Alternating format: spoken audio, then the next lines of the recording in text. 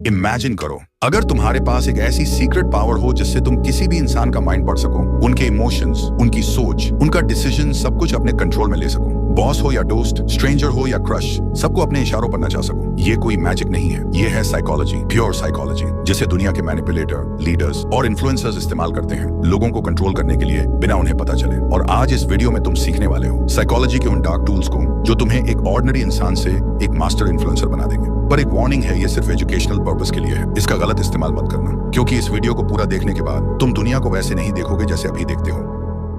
Trick number 5, the revenge trap.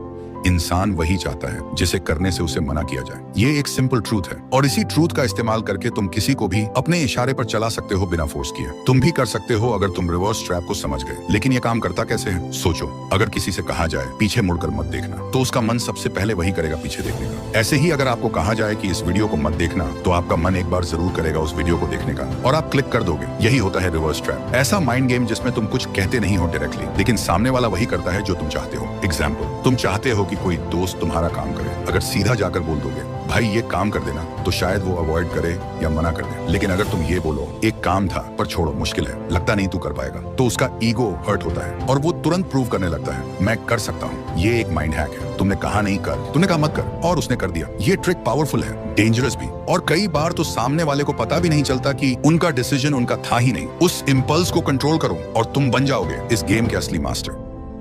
Trick number 4, master of choice.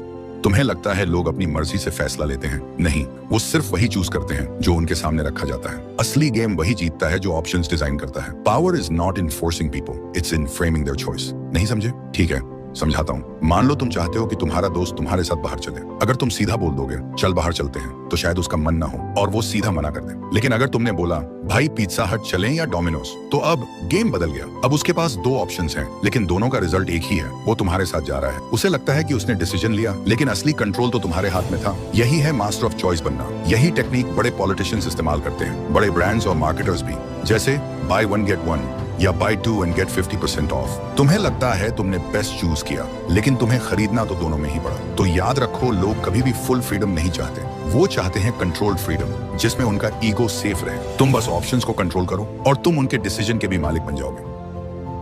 Trick number 3, the guilty trap. Guilt एक ऐसा emotion है जो इंसान को कंट्रोल भी कर सकता है। लोग तब भी रिएक्ट नहीं करते जब उन्हें फोर्स किया जाए, लेकिन जब उन्हें गिल्टी फील होता है तो वो खुद ब खुद झुक जाते हैं। कैसे? मान लो तुम्हारा एक दोस्त तुमसे बार बार मिलने का प्रॉमिस करता है, पर हर बार अवॉइड करता है। अगर तुम जाकर डायरेक्ट बोलोगे तू कभी टाइम ही नहीं निकालता, तो वो और दूरी बना लेगा। लेकिन अगर तुम बस इतना कह दो मैं समझ सकता हूँ, अगर मैं भी इंपॉर्टेंट होता तो शायद तू टाइम निकाल लेता, उसके अंदर